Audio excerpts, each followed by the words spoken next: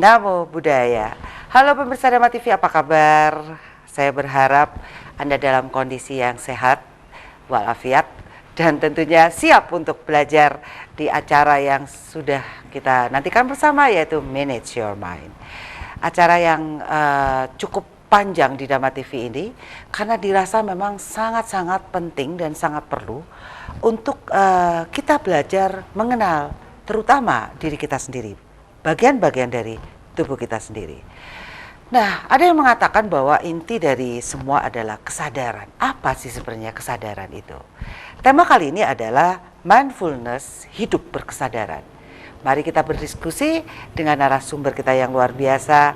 Tentunya Anda sudah kenal, beliau adalah Yang Mulia Bhikkhu Dhammawicayo Mahathera. Namo Buddhaya Bante. Sukihoto, Namo Buddhaya. Kebahagiaan menjadi milik kita bersama dengan mengagungkan beliau yang maha suci, maha sadar atas usaha beliau sendiri.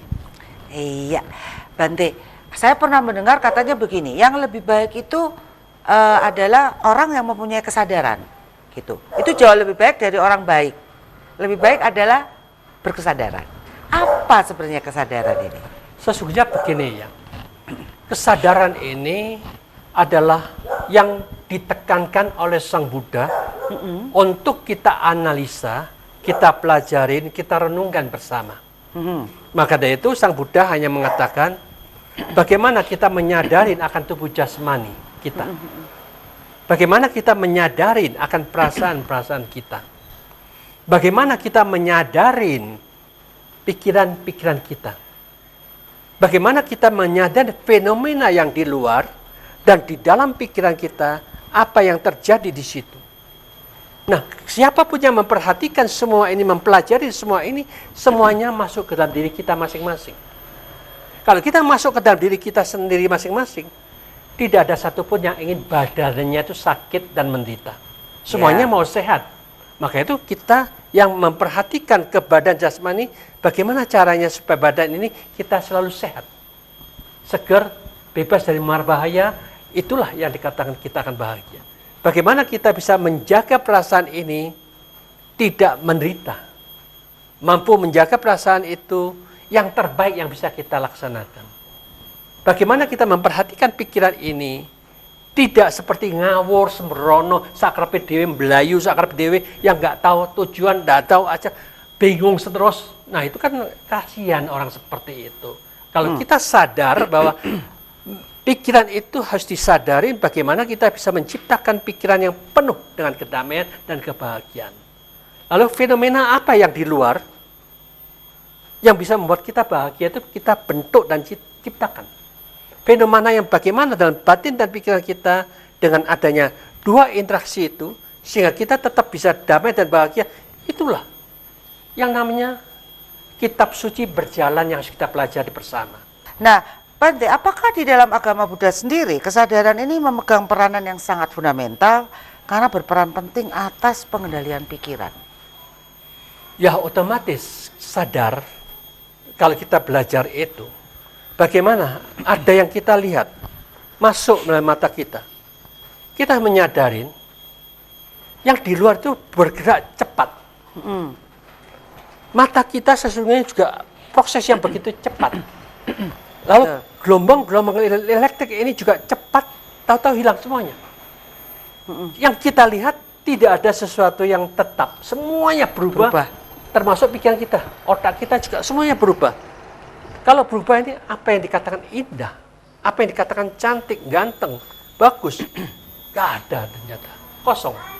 Jadi dia tidak tertarik dengan apa yang dilihat itu karena lebih tertarik dengan apa yang ada di dalam batin ini sehingga dia tahu bahwa sadar, di dalam kesadaran itulah aku terbebaskan dari semua masalah.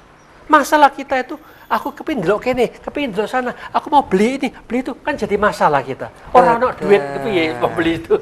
Nah, itu jadi masalah. Demikian juga kita sadar, kita mendengarkan sesuatu, ada positif, ada negatif. Tapi kita maunya dengar yang positif. Kalau mendengarkan yang positif, aku senang loh, musik-musik yang enak, yang bagus. Untuk ini kita siapkan apa? Harus beli ini, beli itu untuk melengkapi apa yang kita inginkan, dengarkan itu. Demikian juga ternyata, aduh, kita kan keuangan pas-pasan ini. Keinginannya mau sih, tapi keuangan nggak ada, gimana ini? Kan bingung ini. Untuk memenuhi itu, jadi ada penderitaan yang harus kita alamin juga.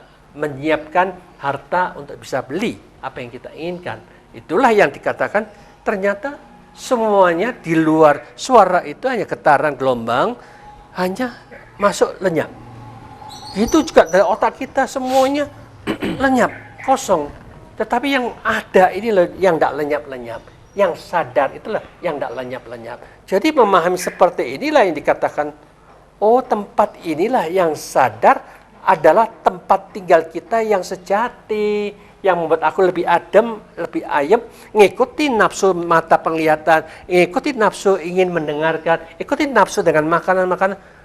Aku gelisah, aku bingung, aku takut, aku khawatir macam-macam itu karena ingin mendapatkan, akhirnya bingung sendiri, nggak terpenuhin apa yang kita inginkan. Jadi itu kita tidak menyadari kita menderita karena kita nafsunya ingin mendapatkan sensasi yang sesuai dengan keinginan kita, tapi keinginan terbatas karena tidak terpenuhi syarat-syaratnya untuk memenuhi keinginan itu. Iya Bante, saya jadi berpikir itu tadi bahwa ketika mata kita misalnya mata kita tidak bisa terbuka atau buta, sebenarnya kita tidak melihat banyak hal.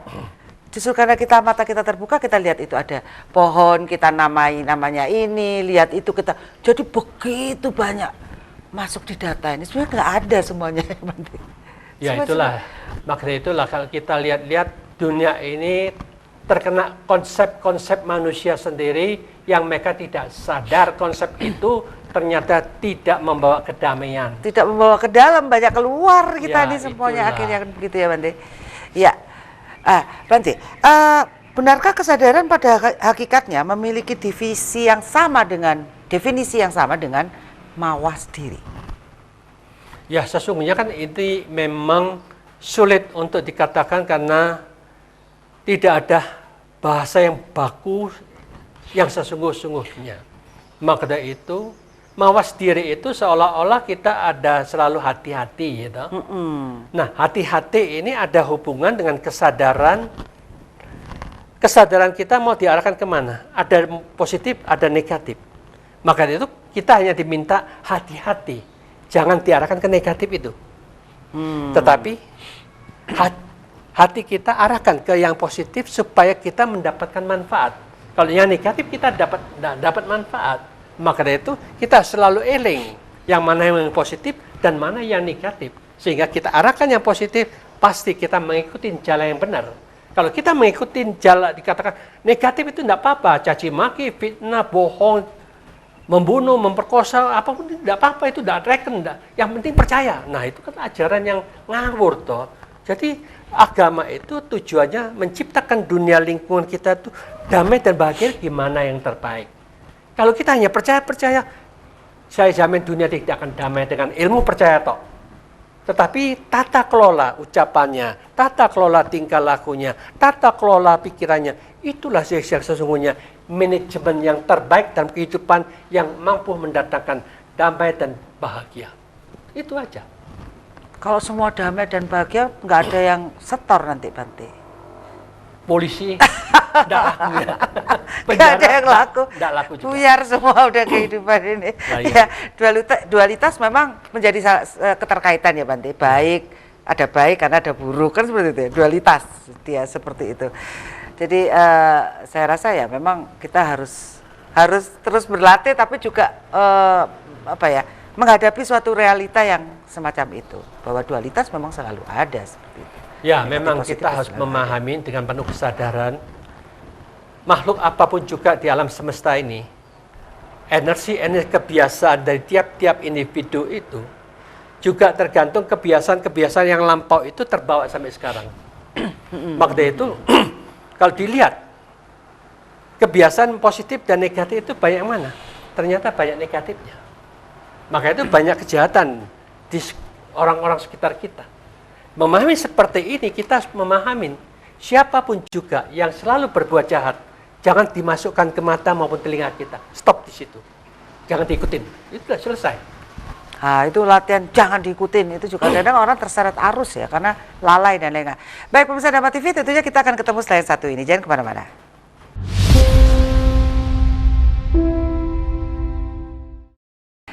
Masih bersama Minutes Your Mind dan saya Sapna Dewi beserta narasumber Biku Dhamma Wijayo Mahathera. Ya, Bante, ada satu pertanyaan lagi nih. Apakah kemunculan kesadaran merupakan kesiagaan individu pada saat menerima stimulus internal dan eksternal? Macam contohnya stimulus itu apa saja? Ya, otomatis internal dan eksternal itu selalu ada hubungan yang mantap dan pasti dialami oleh semua orang. Maka dari itulah yang dikatakan Sang Buddha ini mengajak kita, siapapun juga yang memahami bagaimana apa saja yang menyebabkan kita tidak damai dan tidak bahagia, kita jangan gunakan arah pikiran ke sana. Tetapi apapun juga yang membuat kita lebih damai dan lebih bahagia hanya ada di dalam pikiran kita yang tertata dengan tepat arahnya, tepat gunanya, otomatis. Itulah yang dikatakan kita membangkitkan stimulus-stimulus yang sangat berguna, yang sangat bermanfaat itu untuk menjadi perbuatan aktivitas kehidupan kita sehari-hari, sehingga kita bisa mendatangkan kedamaian dan kebahagiaan yang lebih permanen di dalam diri kita pribadi masing-masing. Ya, Bante, dan menjaga kesadaran itu sebenarnya mudah nggak sih? Atau sulit nggak sih? Ada yang mengatakan ada yang lalai, kilaf, lengah, ada bahasa-bahasa itu kan Bante. Sebenarnya mudah atau enggak? Sesungguhnya begini, manusia itu kan dibentuk, diciptakan oleh kebiasaan demi kebiasaan secara pribadi masing-masing. Otomatis bagi siapapun juga yang tidak pernah membiasakan untuk menenangkan, melatih pikirannya, dia bilang sulit untuk mengembangkan kesadaran itu. Tetapi bagi siapapun juga yang melatih dan mengembangkan, bagaimana pikiran-pikiran itu selalu sadar. Seperti yang saya katakan, ucapan sadar damai dimanapun juga, diucapkan terus menerus. Itu sudah melatih kesadaran, sudah ada arahnya, sudah ada tujuannya. Otomatis kalau itu diucapkan berulang-ulang, dia sudah membiasakan membangkitkan kesadaran dengan tepat, arah yang tepat, tujuan yang tepat. Otomatis sadar itu sudah bisa dijalankan karena dia tahu, sadar, setiap detik aku sudah punya pikiran positif. Setiap detik aku sudah membangkitkan sadar damai berulang-ulang. Jadi aku tidak ragu-ragu. Ini benar ini. Aku sudah mengarahkan pikiran yang dengan tepat arah, tepat gunanya, tepat manfaatnya dengan selalu sadar damai, sadar damai. Itulah yang dikatakan orang yang sudah terbiasa ucapan ini, dia merasa gampang kok, tidak sulit. Tetapi bagi orang, oh apa Bante ini ngomong, aku dari dulu sudah latihan sadar damai, latihan untuk sadar, tetap aja bingung, tetap aja stres, tetap aja kacau. Jadi maka dari itu dikatakan meditasi itu bukan hanya sadar di saat kita duduk meditasi, tetapi dalam setiap aktivitas kita selalu membangkitkan sadar damai berulang-ulang. Inilah yang dikatakan sarana untuk memancing, membiasakan arah kesadaran kita untuk menemukan kedamaian yang terus-menerus kita sugesti ke dalam diri kita, sehingga itu akan menciptakan sadar damai dan kita telah mengembangkan sadar sepenuhnya bahwa setiap detik, setiap menit aku sudah mampu mengarahkan kesadaranku dengan sadar damai berulang-ulang. Ternyata bisa kita jalankan, bisa kita laksanakan, ternyata gampang loh ya. Nah itulah yang dikatakan tergantung. Kalau dia tidak pernah laksanakan, dia bilang sulit. Yang sudah melaksanakan, oh gampang loh, cuma ngenito. Itulah yang dikatakan, kamu pernah tidak latihan? Kamu pernah tidak mengembangkan seperti ini? Kalau enggak ya, bilang sulit loh Bante. Kamu pernah jalan? Iya Bante, kok rasanya gampang ya? Karena aku sudah jalankan. Nah itu aja lah, simple dan gampang ya toh. Ya. Nah Bante, kapan waktunya atau dalam kondisi yang bagaimana seseorang harus menjaga kesadarannya? Ya, itulah istilahnya, apapun juga sensasi yang muncul masuk melalui mata kita, masuk melalui telinga kita. Apa yang terjadi dalam permainan reaksi pikiran kita, disitulah yang dikatakan kita harus sadar di situ untuk menyeleksi. Yang dilihat ada yang negatif juga ada yang positif. Yang kita masukkan yang positif, yang negatif kalau bisa langsung buang. Yang telinga juga gitu.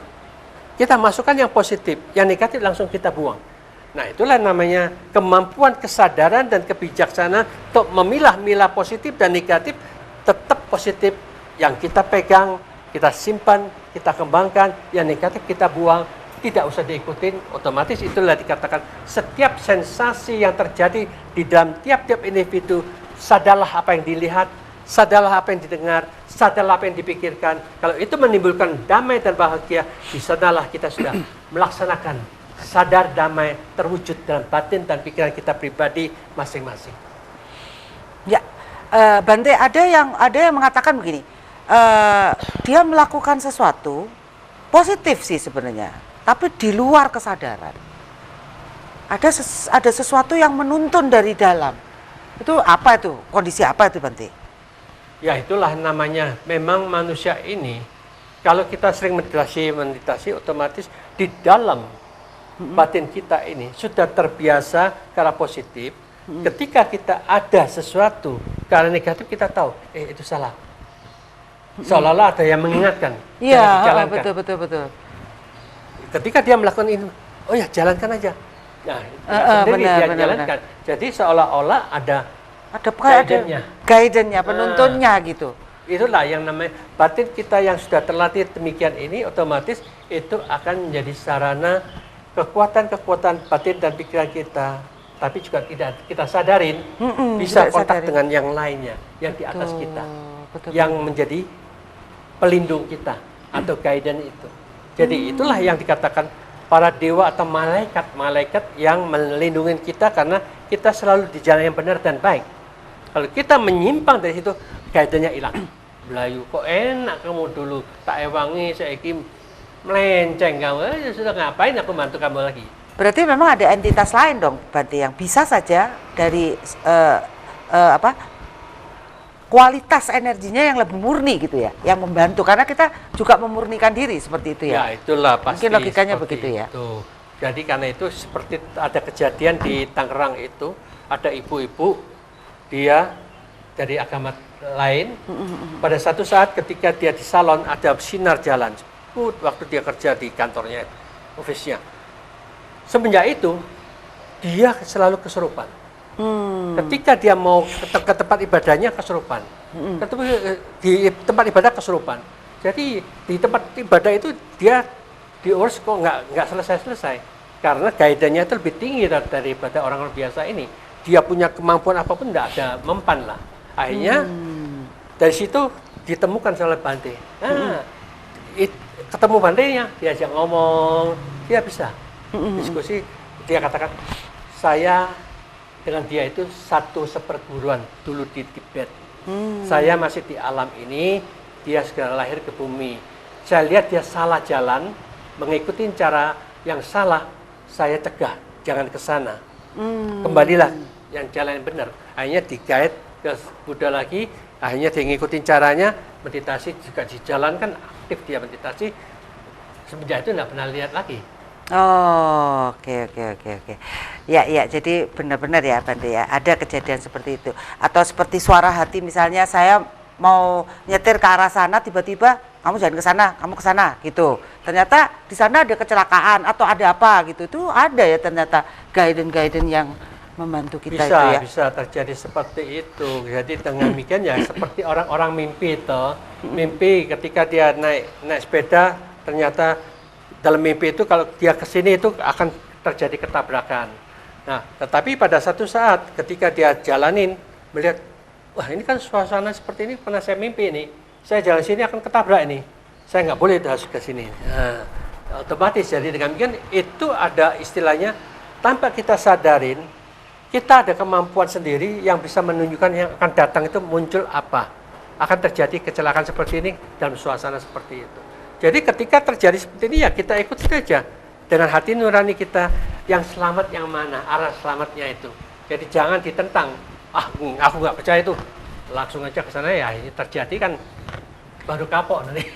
Saya pikir itu adalah ketika kita lebih sensitif, jadi sensor kita membaui sesuatu gitu, sensor dalam gitu kita ya Bante ya. Tapi ternyata ada guidance juga, apa pelindung. Baik.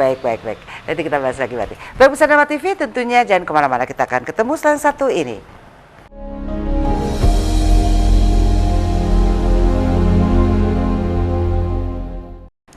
Baik, pemirsa Dharma TV, masih bersama saya Satna Dewi dalam Manage Your Mind, dan tentunya dengan narasumber kita yang mulia Biku Dhamma Wicayo Mahathera. Baik, kita lanjutkan pertanyaan dalam tema mindfulness, hidup berkesadaran. Nah, Bante, seseorang dalam menjalankan kehidupannya, jika diperbandingkan tuh lebih banyak cenderung melalui proses kesadaran apa ketidaksadaran dalam hidup ini? Ya, secara jujur, Sang Buddha kan katakan penyakit manusia itu banyak yang tidak tahu. Tidak tahu itu berarti mereka kurang sadar akan dirinya sendiri. Maka dari itu, dominasi kehidupan manusia itu wajar kalau mereka itu banyak ketidaktahuan. Sebagai contohnya, kebanyakan manusia itu kan bingung, kacau, gelisah, takut ini, khawatir itu, frustrasi, stres. Ini adalah makanan umum. Kalau dia punya pikiran seperti itu terus-menerus, berarti dia tidak tahu bagaimana menata pikirannya. Makanya itu orang yang sadar akan dirinya, aku tidak mau loh model pikiran yang jelek seperti itu. Maka mulai sekarang itu kalau dia tidak mau itu, dia harus sadar bahwa memang pikiran kebiasaan itu yang kacau, bingung, frustrasi, stres itu adalah sampah. Aku tidak mau. Aku mau modelnya bagaimana kesadaranku itu masuk dalam kondisi yang damai. Maka dari itu kita harus ada keberanian untuk tiap detik membangkitkan kata-kata sadar damai, sadar damai, sadar damai. Berarti dia sudah meningkatkan, aku mau jadi manusia yang sadar dalam setiap kehidupan untuk mengarahkan tujuan ini loh yang aku cari. Jadi sadar damai kalau dia ucapkan, bangkitkan terus-menerus dalam pikirannya, dia adalah orang yang sadar akan dirinya, tahu bahwa ini memang pasti positif. Selesai. Oke, jadi begitu caranya menjaga kesadaran. Ya, yang simple dan sederhana. Oke, itu latihan. Nanti ada yang banyak lagi. Jadi kalau kita yang penting jalankan dulu ini, baru kita bisa lanjutkan. Kalau kita mau dijelaskan secara detail semuanya, 1 jam nggak cukup. Baik. Jadi memang harus praktek ya, atau praktek langsung. Ya? Nah, kemudian Bante, pencerahan-pencerahan terjadi itu apakah setelah kita melakukan yang sepertinya sederhana sih tadi itu ya, sadar damai, selalu ingat itu tadi kan? Ya. Tapi kan kadang-kadang juga kita lewat gitu, begitu apa gitu, kejadian apa, persoalan lewat gitu kan, nanti kan nggak ingat lagi gitu. Nah, apakah di dalam, menurut pengalaman yang Bante alami, apakah kemudian ketika kita rajin atau rutin melakukan hal itu, ketika kita menghadapi persoalan itu bagaimana sikap kita? Tolok ukurnya Bante. Ya, memang itulah istilahnya perbedaan manusia yang melatih diri dengan perbedaan mereka yang tidak pernah latihan, otomatis jauh berbeda. Karena Sang Buddha kan mengatakan pikiran manusia itulah sebagai ukuran mereka. Karena bisa katakan manusia narako, badannya manusia tapi pikiran jahatnya luar biasa. Ya toh? Manusia peto, badannya manusia tapi pikirannya seperti di alam setan kelaparan, terus lapar, terus mau ngambil, mau ini, mau itu, banyak yang dimauin tapi nggak ada kemampuan, akhirnya banyak nyolong, korupsi, macam-macam. Itu karena manusia peto. Manusia satera jano, dia itu badannya manusia tapi pikirannya itu seperti di alam binatang yang nggak tahu apa yang harus saya kerjakan, hanya ya gitu-gitu aja yang dijalankan, akhirnya banyak yang tidak bermanfaat yang dilakukan. Itu namanya manusia satera jano. Kalau kita bisa menjadi manusia yang memiliki batin yang tinggi, dia sadar, aku mau meningkatkan menjadi manusia yang batinnya tinggi. Tetapi kalau kita mau lebih tinggi lagi, manusia dewo atau dewi. Jadi badannya manusia, pikirannya selalu ingin berbuat baik. Jadi dengan demikian inilah yang dikatakan quality manusia itu bukan dilihat KTP-mu opo, agamamu opo, jubah yang kamu pakai itu agamanya apa, bukan. Maka dari itu kita tegas, kalau kita punya pikiran jelek, kamu mengaku agama terbaik, bohong. Wong awak melek, ya. Jadi gampangnya kan gitu. Jadi itu jujur terus terang. Wah, kamu ucapannya kok mau dikatakan agamawan? Tingkah aku kok mau agamawan? Pikiranmu kok mau jadi aku adalah yang bertuhan? Aduh, sudah. Jadi kita belak-belakan ngomong ikil sing elek. Jadi kita harus tahu bagaimana kita bisa meningkatkan lagi menjadi manusia brahmano. Badannya manusia, tapi batin dan pikirannya tenang, damai seperti di alam Brahma. Itulah yang dikatakan tingkatan-tingkatan quality batin itu yang ada di dalam diri kita masing-masing. Kita tahu sendiri kita di tingkatan mana. Apakah kita sering marah-marah? Oh, sanaraku. Yang serakah, oh ini. Yang nggak tahu apa-apa, oh ya kita seperti di alam binatang. Maka dari itu dengan demikian, kalau kita mau yang tinggi dikatakan manusia puriso. Badannya manusia, batinnya murni. Jadi dengan demikian itu tahap demi tahap yang diajarkan oleh Sang Buddha. Ini loh quality yang harus kamu capai dalam tiap-tiap quality batinmu. Bukan cuma didengarkan, tahu teorinya, tapi nggak mau dipraktekkan. Baik. Apakah itu yang disebut dengan mindfulness? Ya, seperti itulah dia mindfulness. Dia arah pikirannya mau kemana? Sadar pikiran kita di mana?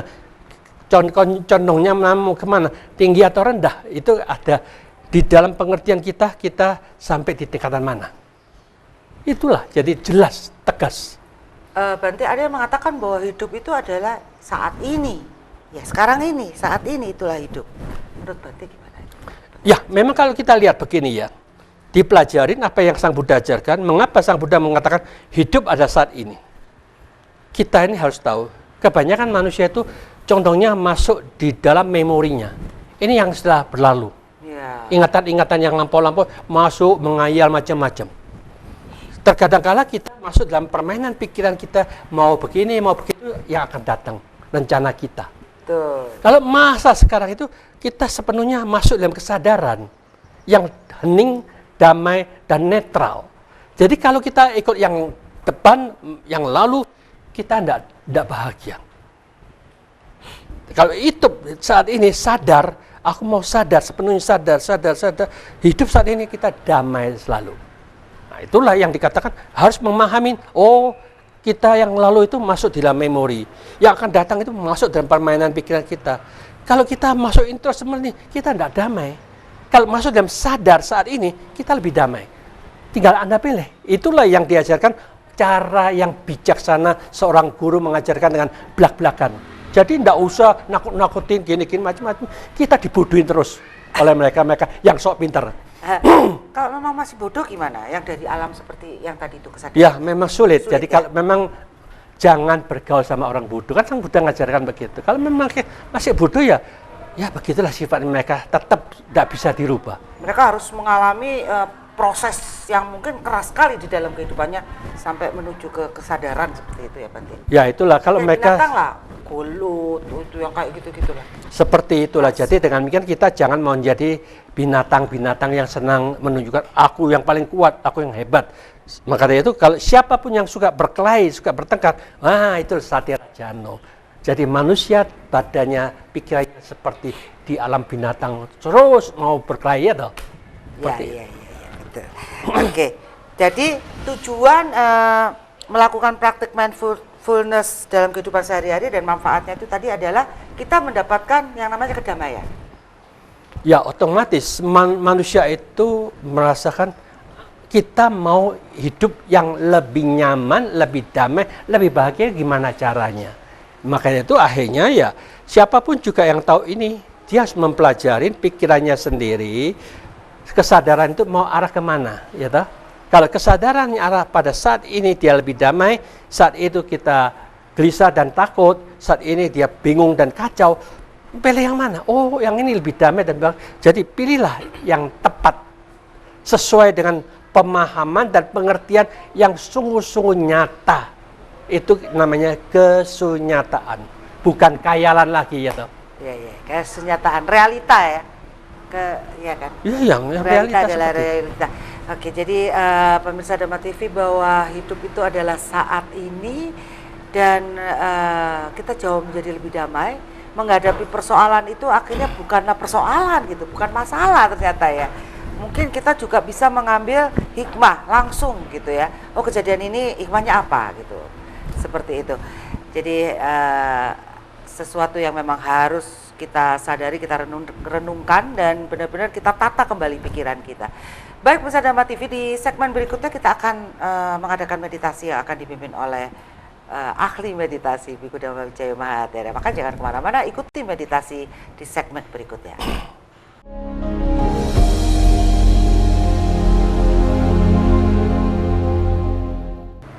Baik, pemirsa Dharma TV, mari kita bersama-sama melakukan meditasi yang akan dipimpin oleh Yang Mulia Biku Dhamma Wijaya Mahathera.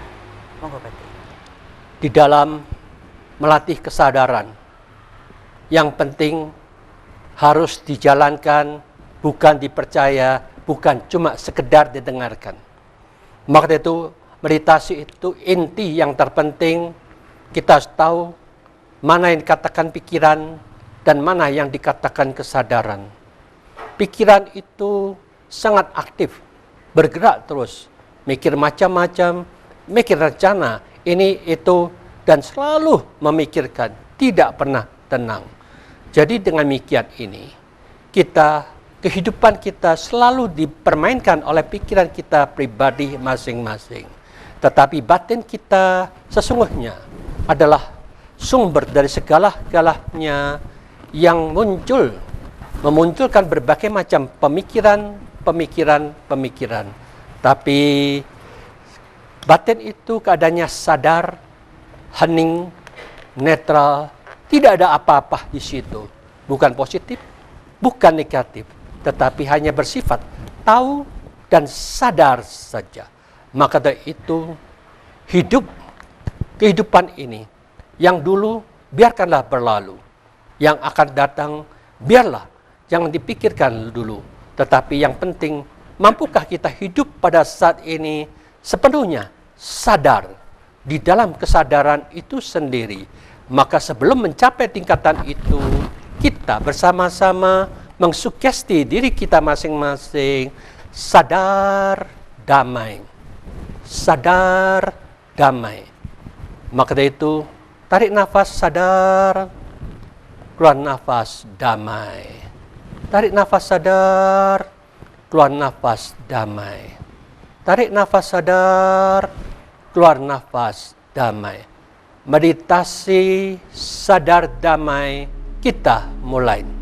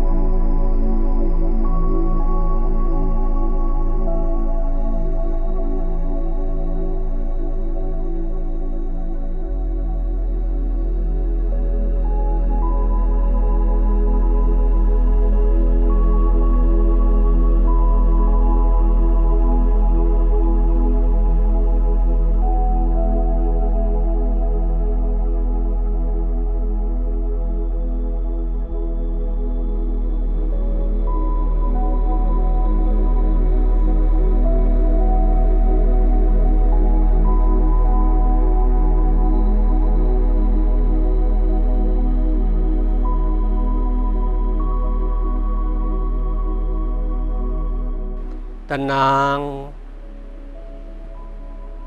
tenang, tetaplah tenang. Gunakan kesadaran masuk dalam ketenangan yang terus menerus.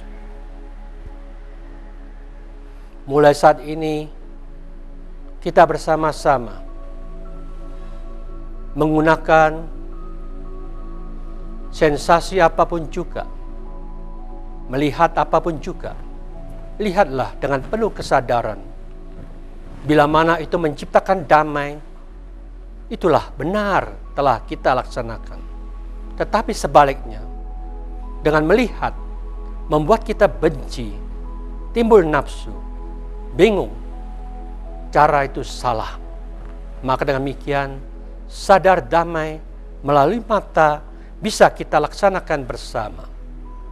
Demikian juga kita menggunakan telinga. Gunakanlah telinga ini dengan penuh kesadaran.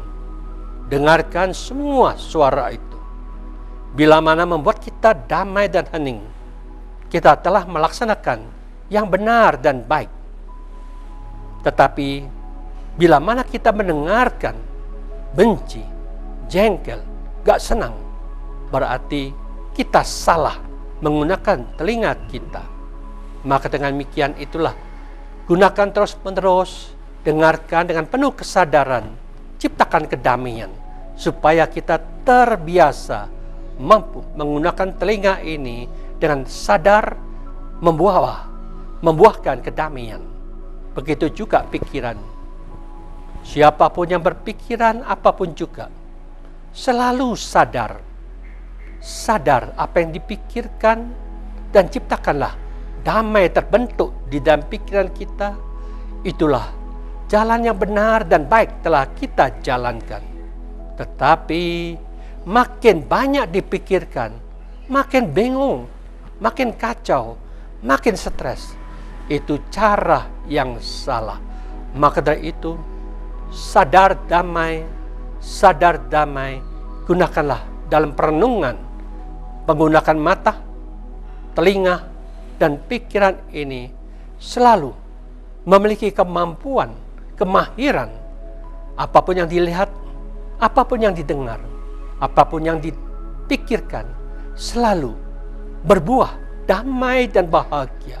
Itulah yang dikatakan manfaat agama telah muncul di dalam diri kita karena kita telah menggunakan sadar damai, pembawa kebahagiaan yang nyata dalam kehidupan kita masing-masing. Renungkan sadar damai di dalam mata, telinga, dan pikiran kita masing-masing. Mulai.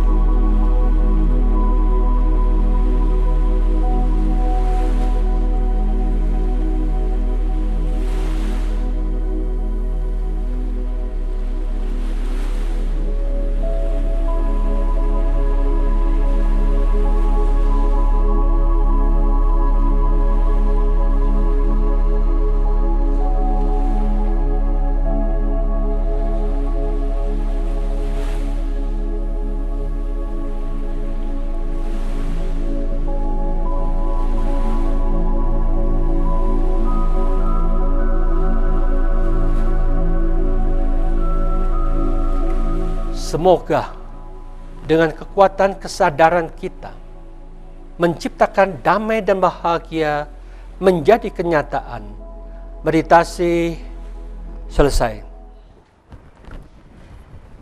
Baik pemirsa Dharma TV, demikianlah meditasi yang kita lakukan bersama. Semoga mendatangkan manfaat bagi Anda dan juga keluarga, mendatangkan kedamaian bagi kita semua. Saya Sapna Dewi beserta kru Dharma TV mengucapkan banyak terima kasih dan mohon maaf jika ada salah kata. Namo Buddhaya. Sukihoto, Namo Buddhaya. Tuhan.